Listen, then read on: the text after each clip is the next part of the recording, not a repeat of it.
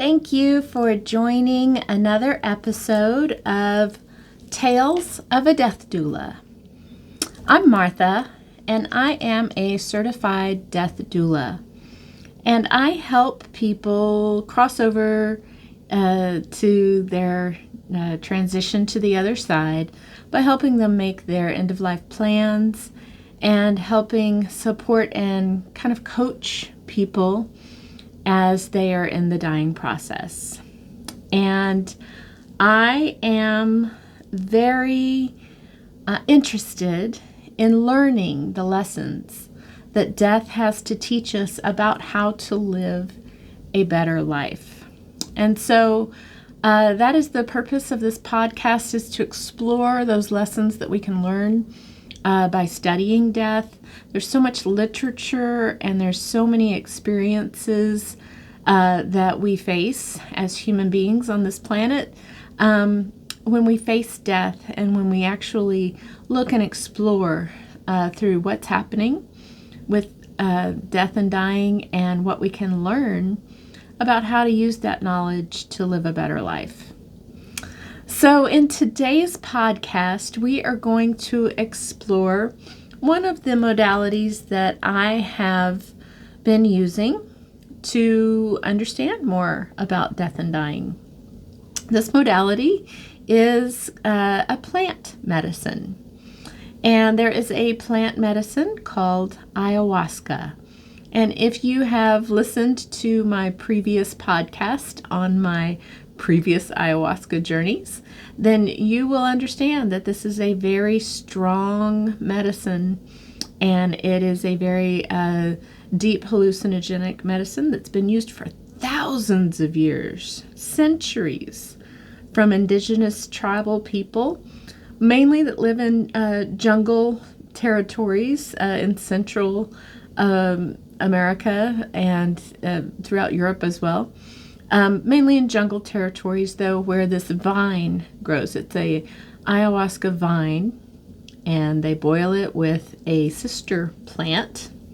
And those two plants combine chemically and create a hallucinogenic drug called ayahuasca. And ayahuasca has a plant medicine garden, I guess you would call it. There is a spirit of ayahuasca. Many people call it Mother Ayahuasca or Grandmother Ayahuasca. It's a very grandmotherly kind of spirit that kind of governs the journey that you take when you have a hallucinogenic journey with this particular plant medicine.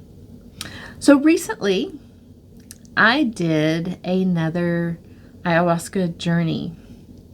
I did it with a very experienced shaman and a group that I trusted to hold that space safe and sacred. And it was a very beautiful ceremony, and it was very intentionally done. It's more of a religious ceremony almost, that you go into this with very serious intentions and very serious shamanic practices that hold the space and hold the safety of the space. So I was called to do this. I found out about it through a trusted friend, and it felt like the right time for me to go back and explore more of the journey that I had begun 2 years ago with my initial 2 ayahuasca journeys. So this is my 3rd journey, and I am on here tonight to talk about it. It's a little premature because I'm still kind of processing what all happened. It was just a week or 2 ago that I had this experience, and I'm kind of almost not ready to talk about it yet, but I felt compelled to get the message that I received in the journey out to the public. So in my previous podcast, I've kind of gone play by play and told you everything that happened, and then this happened and that happened. And this time, I'm going to be a little more brief about the actual journey, because there's some of the details that don't really matter.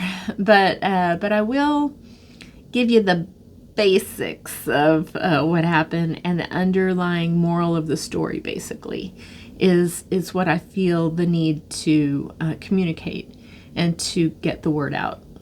So in my journey, you go into a deep hallucinogenic state, you start seeing colors and lights and colors and sounds, and eventually you get kind of surprised by having visitors in your journey, and it feels like they're real, and it feels like it's really happening. It's very intense, and can be a little, shocking. So because I am a death doula, my intention for my journey was kind of intense. I'm an intense person, right? So I was going into the journey wanting to open my heart more. And that means open my heart to unconditional love. And unconditional love is so hard because you have to love things that you don't really like.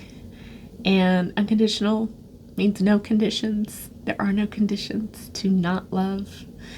And it doesn't mean being naive or being taken advantage of and not loving you, because unconditional love can be very tough. Tough love is a lot of unconditional love.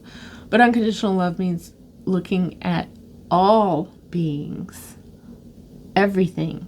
God created everything without conditions. There's love in everything. In the most horrible, awful situations, the most horrible, awful characters, the most horrible, awful, vile, disgusting creatures. God created that.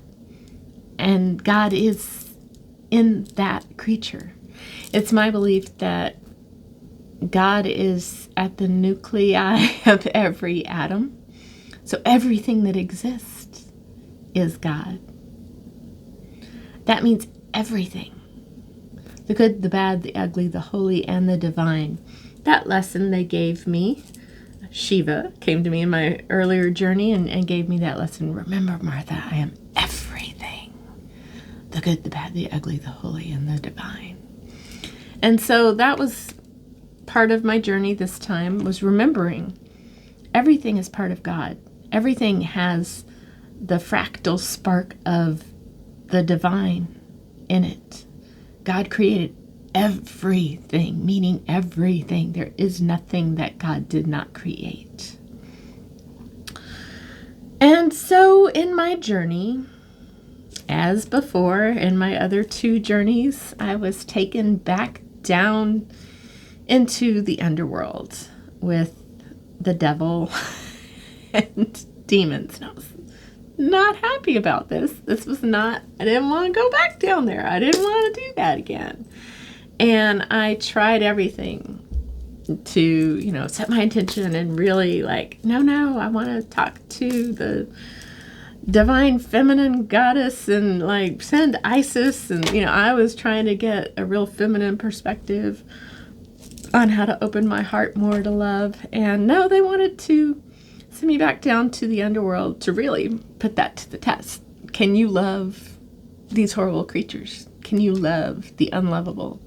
Can you look at a monstrous, vile creature the way you want God to look at you? Can you show that love to something that feels unlovable? Ooh. I told y'all I wasn't really ready to talk about this yet. Again, I'm still processing all of it. But they took me down to the underworld, and the devil greeted me, called me by name. Martha, Martha. Calling me to wake up into the underworld area. that I didn't really want to. I didn't want to do it. Kept telling Mother Ayahuasca, I don't want to go back down there. No, I'll wake up, get rid of the devil. I don't want to go back down there. But when Mother Ayahuasca has a plan for you to learn a lesson, you're going to learn that lesson no matter what you had in mind. So bear with me through my tears, folks, because it's an important lesson. That's why I'm here talking to you about it tonight. So the devil greeted me. By the way, the devil is part of God. God and the devil are not opposing war. Like, it's not, what they have shown me was that it's, God put his arm around the devil in the last one and was like, he's with me. We're together. We're the yin and the yang. We show you the good side and the bad side, and we're working together. We're all part of the same team, which is wild, and that blew my mind 2 years ago. So seeing the devil again was like, oh boy, here we go again. And I wasn't really scared because they had already proven to me that there's nothing to fear, but fear itself. That's the scary part, is you feeling the fear and succumbing to the fear, knowing that you are God and that the devil is also God and that everything is love, is part of the choice that you get to make in life. Do you want to live in fear or do you want to live in love?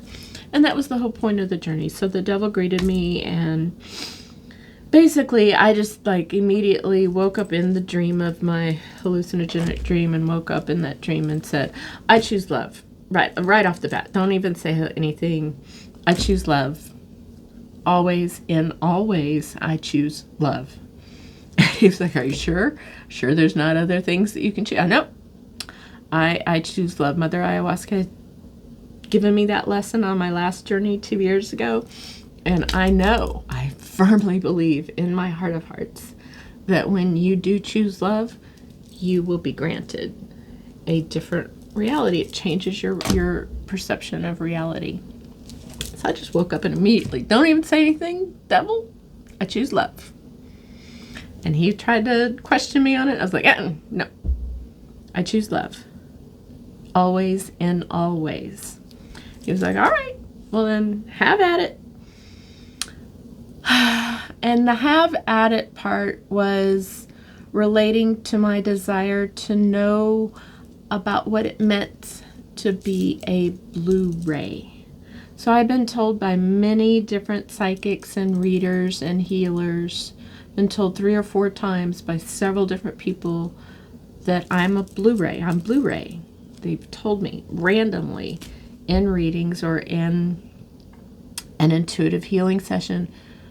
The message will come through, Martha, you're blue ray. You're blue ray. And I've just been kind of like, oh, okay, I don't know what that means, but thank you. I thank you for that information. So one of my intentions on this journey was to learn about what does it mean to be a blue ray. I was envisioning having the divine feminine come, maybe Mary Magdalene, maybe Holy Mother Mary, maybe Isis, somebody beautiful and divinely feminine come and teach me a lesson and take me to the origin story of the blue ray. I just wanted it to be beautiful. And instead, they took me down to the underworld, and Mother Ayahuasca was going to prove it to me what it means to be a blue ray. And apparently what it means to be a blue ray, which the devil was saying, have at it, go for it, is to give everybody the choice without me being afraid, which I actually was not afraid. There was some moments that it was a little tense, but I went down to the underworld and faced hundreds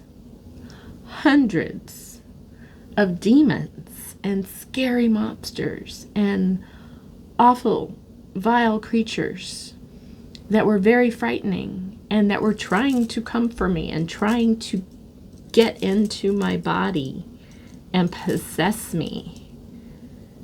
And I wasn't having any of that. And I was there for a reason. And the reason had to be revealed to me. And it was part of my blue ray. What is a blue ray? I learned the lesson that they had me learn it real by doing it.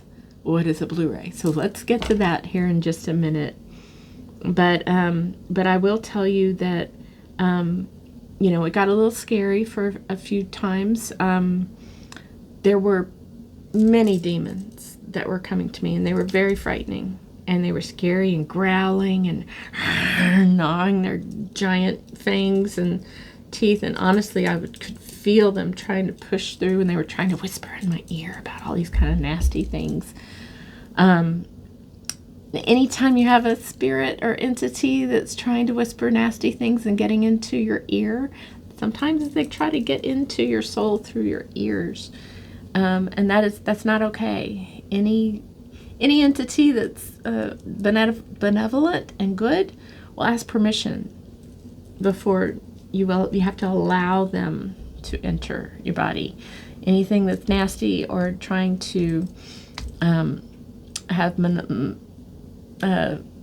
malicious intent will try to sneak in. And so they were trying to get into my ears, trying to whisper nasty things about how wrong I was and all that kind of nasty stuff.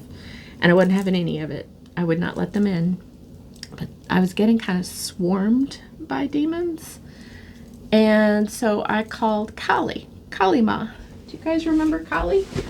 Kali is a Hindu goddess that slays demons. So I called in Kali Ma, and I said, Kali Ma, come and help me. I've got all these demons. Come help me. And Kali came, and she had her little sword with her. And she came, and she had the long hair, just like in this statue. She's a tough warrior. And she came, and it felt like she was really next to me. She stood right by me. And she had her sword and her dagger. And I said, swing away. Get rid of them.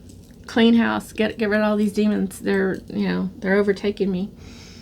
And she held her sword, and she looked at me, and she called me by name, and she said, Martha, don't you remember? We're not doing that anymore. We're not cutting their heads off anymore. We're at the choice point, remember? They all get to choose. They have free will. They get to choose. So they each get an audience with you to choose. And then she looked at me like, you don't know what you're doing here? You don't remember? And I was just like, oh man, are you kidding me? I gotta sit down and interview each one of these ugly, horrible demons? She was like, it's the choice point. This is the time. This is the choice point. And then she left and went away. The rest of my journey for hours while I was under the medicine, I was interviewing demon after demon after demon, and they were coming to me. Many of them were trying to come and get in me and harm me. I was like, that's not why we're here. And I was interviewing them for my Blu-ray function. Being a Blu-ray means that you transmute darkness into light. You transmute negative energy into positive energy. And what I was tasked to do was to give each one of these demons a choice. This was the choice point, like Kali had said. Do you choose love, or do you choose fear? I had two questions. Do you choose love, or do you choose fear? And many of them, most of them, or just doing all the, nasty, horrible stuff, and fangs, monsters. But there were a few of them that they were tired of all of this hate and anger and darkness, and they wanted to go into the light, and they said, I choose love, I'm so sick of this, I choose love. And so I made them say it 3 times. If you choose love, say it 3 times. And I made them say it 3 times. And one of them I remember very clearly looked like a fish. Have you seen the fish that live in the deep, deep, deep, deep bottom of the ocean that have the big giant fangs? Fish.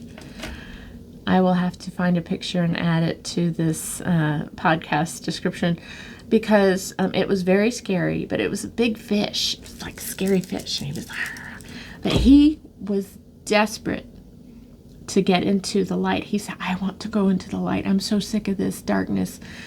And he said, Martha, you don't understand. We are the filtration system of the entire ocean. We eat everything that falls to the bottom of the ocean. We help the whole filtration system of the planet. And I'm so tired of being in the dark. I'm so tired of being down here under all this pressure. I long to go into the love and the light. Please, it's time. He was begging me to go into the light. And he actually took me down to the bottom of the ocean with him to see all of his crazy. There's some crazy fish, by the way. This is legit. This isn't even in my dream. There's crazy fish that live in the bottom of the ocean that look like monsters and looks like something out of a space movie or something. And he took me down to the bottom of the ocean, and I was just like, you guys, I love you guys. You guys do all the hard work. You guys do all this, eating crap and, dead carcasses of whales and, all this stuff that gets, like, dumped into the bottom of the ocean. I love you guys. You guys are doing the work. You guys are doing the hard work. Thank you. And they were like, we're so sick of it. Please, let us go into the light.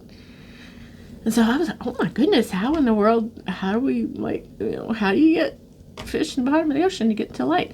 And what Spirit showed me was like a snow globe. And it looked like the earth and the bottom of the ocean. And it got turned upside down. So now the bottom of the ocean was in the light. And I was like, oh my gosh, I don't know what that means. And I still haven't processed what that means. I do know that we are physically, this is really happening. The poles are shifting from the North Pole to the South Pole. That's actually happening scientifically today on our planet. Maybe that's got something to do with the polarity.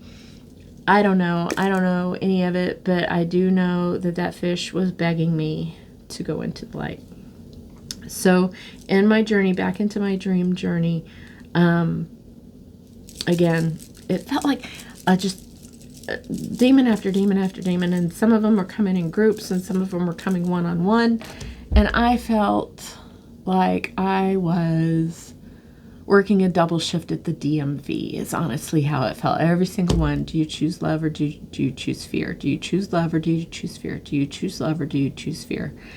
And if they either started snarling at me and trying to get in me, oh, okay, you choose fear, get out of here, and they'd have to leave.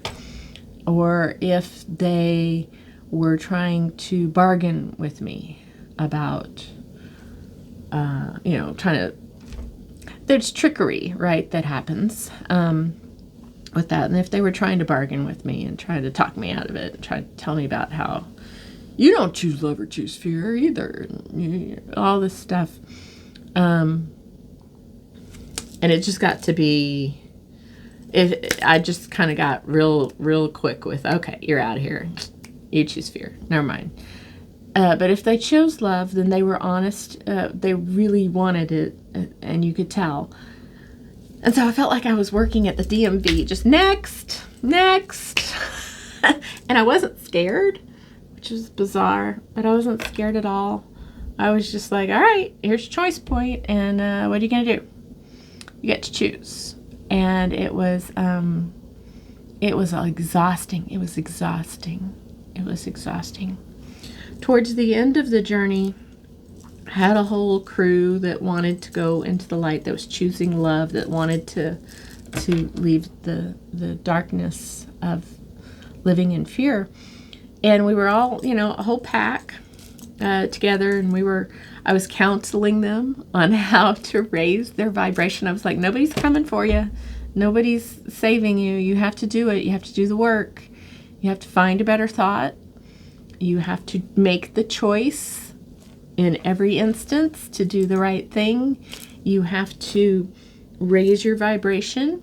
You have to put a smile on your face and know that everything is working out for your highest good. You have to believe that in your soul. I was just counseling them with all the lessons that I have learned about how to choose love in every instance. And we got to this point where we were a whole pack of us when we were still in the dark, and we were all trying to rise up, and like bubbles in the ocean, we were trying to lift ourselves up and raise our vibration. And I was trying to teach them how to do that. And we're lifting up, raising our vibrations, and suddenly we hit a glass ceiling. We hit a glass wall. And I could see this beautiful, golden, bright mandala just right out of reach on the other side of that glass ceiling that we all went and ran into this glass ceiling. And the little monsters, demon guys, were all panicking, like, oh no, we're not going to get to go. Oh, you said we could go. We're not going to get to go. And they were freaking out. And I was like, calm down, guys. I'm here. I'm here with you. Everything is okay. We're all going to get there. This is a lesson. Everything that happens is a lesson. And you can't go forward until you actually believe and experience in your soul the fact that there really is no separation. There's no separation. You cannot be separate from what you are. You are God. You are every cell in your being is God. At the nuclei of every atom in every cell of your being is God. That energy that is in the nucleus of every atom, that is God. It's in everything, in every piece of creation is God. Even the ugly parts, it's God. And so trying to get these demons to understand that there really is no separation. You have tried to separate yourself from God. You have tried to be bad and be nasty and be sad and be, hopeless. And you have tried those things, but you can't change that you still are God. And so trying to teach these demons, it's like Sunday school class, trying to teach these demons. And so finally I got them to say, all right, guys, hold hands. Hold hands. I made all these demons hold hands in a circle. And I'm holding this werewolf's hand over here and a big giant monster hand over here. And I could feel, it really felt like when you're hallucinating in this medicine, you can touch and it feels real. And I'm trying to teach them about how there is no separation. And I start talking about mycelium and the mycelium of the earth and how all of the plants and living creatures of the earth are all connected through the crust of the earth, and that everything is connected, and we're all connected through these dead plants and animals that have been dying for thousands and eons of years. That's what the crust of the earth is dead matter. And that everything is connected. There's nothing wasted, and everything is connected. There is no separation. So I got them all to hold hands and to feel that there is no difference between me and you and this hand. And I was holding the werewolf's hand over here. I felt his clawy hands, It was crazy, y'all. And I'm sitting here like a Sunday school teacher trying to teach demons how to love each other. But it felt like we did it. And I was trying to teach them about how love is connection. Love is inclusive connection. That is what love is. Hate and fear is exclusion, separation. I'm better than you, or I don't want to have anything to do with you, or I want to fight you and have war with you. I am not you, is hate and fear. Love is we are all one. We are all God. There is no separation. There is no difference. Even though there's differences, but hey, we're all at the nuclei of every atom, the same energy of God. having these lessons in counseling and teaching demons. It was crazy, y'all. Apparently that's what a Blu-ray does. We transmute darkness into light. We teach the demons. I went to the underworld and taught demons how to raise their vibration. At the end of the ayahuasca journey, I was kind of getting depleted. I was getting like, oh my God. I was exhausted. I was tired. I was getting depleted. Depleted is the right word. And I kept calling my guides and my angels and my guardians to come and help me through this. Throughout the whole thing, by the way,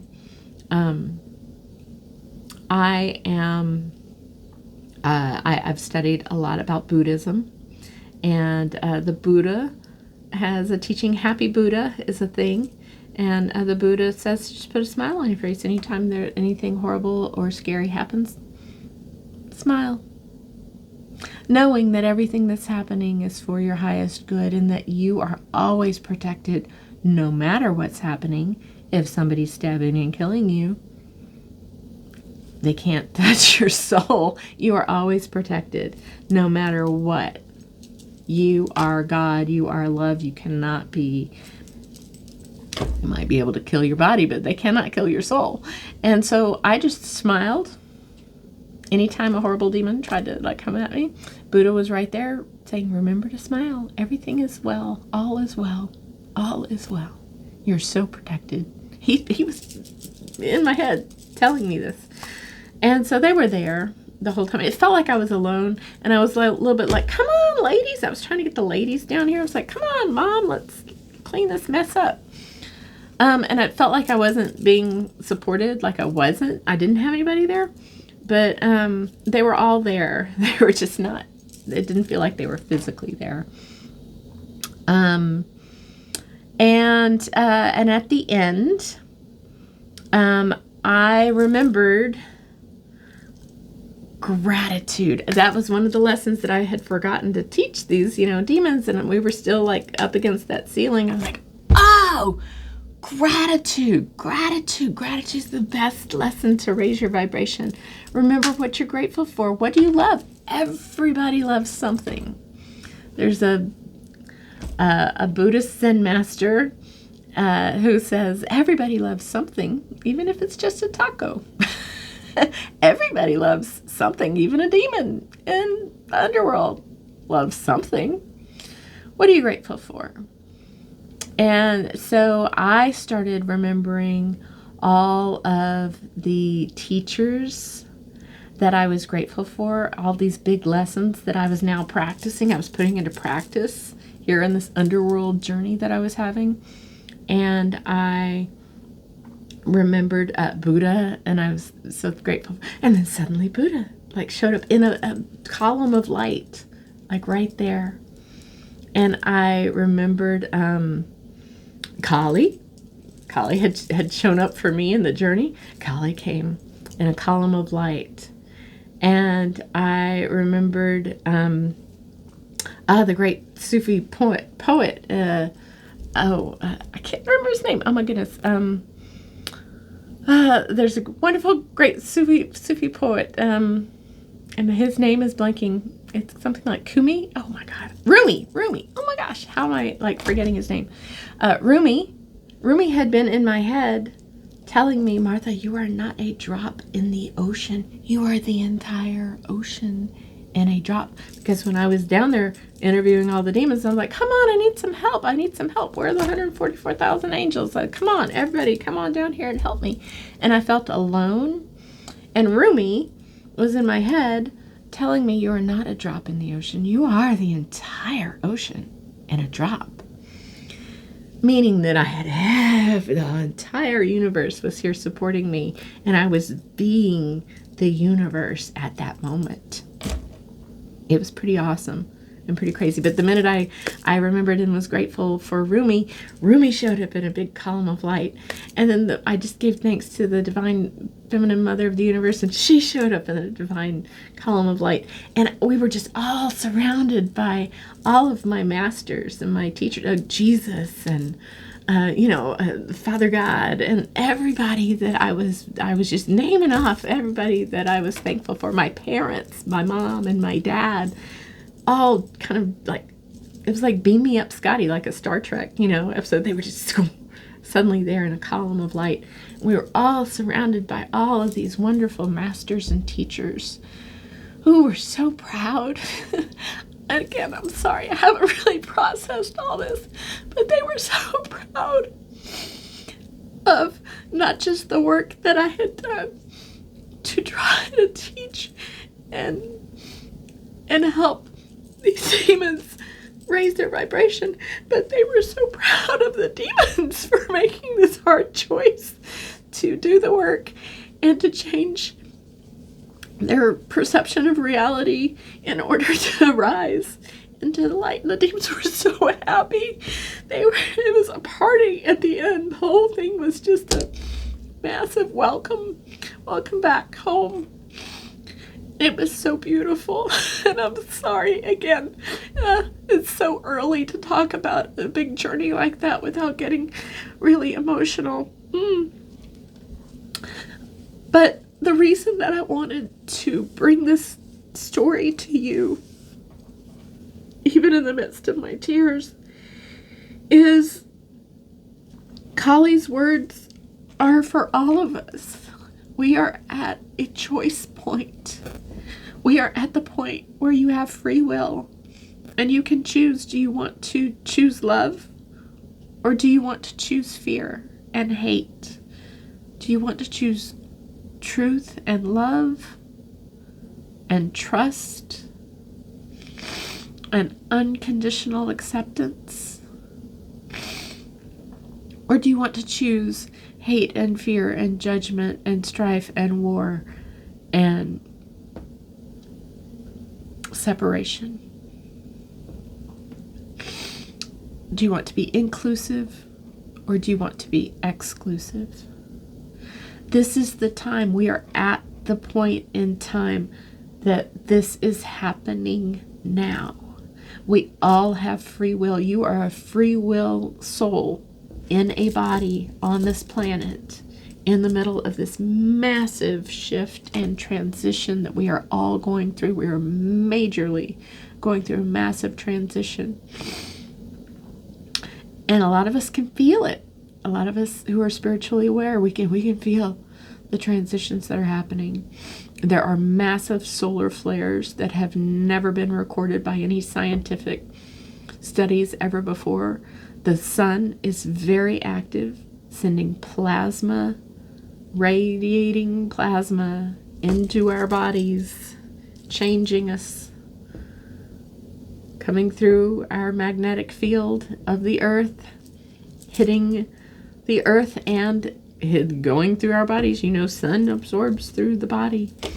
Things are happening right now that have never happened before. And we are going through a massive transition change right now. And we have the choice point right now to choose what kind of reality do you want to live in. Do you want to live in a reality of love and trust and unity and oneness with God? Or do you want to remain separate and choose fear as your main modality? Hate and fear and judgment and separation. And it's just real important to get that word out, and to get the word out that I was teaching to the demons, which is still so crazy to me. I can't believe I went down the underworld, interviewed a bunch of demons, and then tried to teach them Sunday school lessons about how to raise their vibration. But I did. And, it's time to start studying up and investigating how you can change your perception of reality, how you can change your mind. You can find a better thought. If you're having dark, anxious, worried thoughts, find a better thought. Change your mind. Change your life. Change your habits. Do it now. Now is the time. It's coming. Whatever's coming, I don't know what's coming. They're not showing me what's coming. They said it's a surprise, and I don't need to know. And so I'm just here to spread the word that it is time to make a choice in your life and to live by that choice and to choose love. And if you choose love, choose it every day. Choose it in every moment, always, in all ways. At every point, at every thought, anything negative that happens. A friend of mine just was ugly to me and rude to me, and it really hurt, and it was stung. But I'm not going to dwell on that. And I'm going to look at her with love as a human who is having a hard day. And I'm not going to let that hurt my heart. Doesn't mean I'm going to be naive and let her hurt me again. Maybe not. I might have a little distance, there. But the love part is to forgive and to realize that I am you, you are me. There is no separation. We are all divine sparks of God. We are all fractals of the source essence that is the energy of the universe, that is God. And every single one of us, the homeless person on the street, to Elon Musk, to Donald Trump, to Kamala Harris, everybody is created by God. And so trying not to look at others with terrible judgment, looking at them reality and seeing them, they're having a hard time, and no, they're not making the right choices. And we have to respect everybody. They get the choice. If you want to choose hate and fear, you have to respect that. Those demons that chose hate and fear, all right, but they're not going to be part of my reality. You're not going to be part of my world. And it's a choice. It's hard. Unconditional love is hard. But this is where we're at right now. And so I'm just here to spread that news and to spread that word. I don't know what's coming. I don't know how it's all going to play out. There's some sort of separation between the wheat and the chaff. Jesus was quoting his Bible verse in my head, separating the wheat from the chaff. And the goats from the lambs. There's a separation point happening now where you get to choose what kind of reality do you want to live in. I don't know how it'll all work out.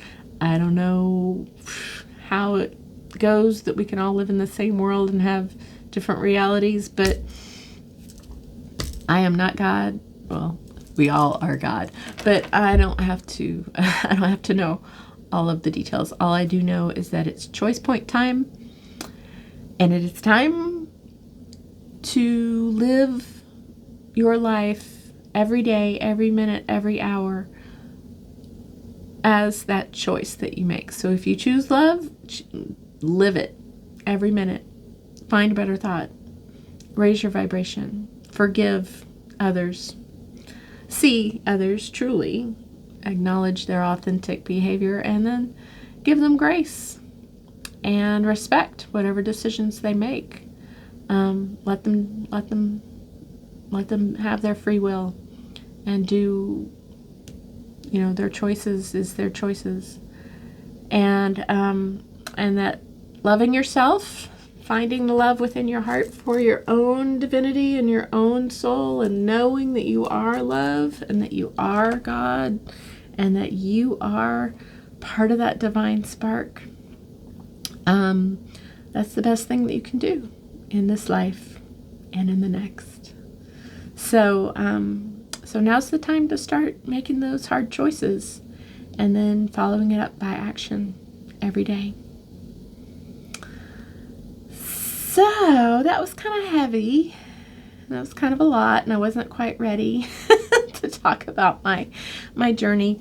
But I felt really compelled because it's here, it's now, and people need to know. So if you like this podcast, I know it's a heavy one. I don't know that I like this podcast either. It was a heavy journey. But if you're interested in learning more about lessons that I am learning about life and death, and about how living every moment to the fullest of our ability helps us fully embrace this thing we call life, so that we aren't scared of the inevitable thing we have called death. It's really important, and it's really important to start looking at and studying now. So please like and subscribe to the video.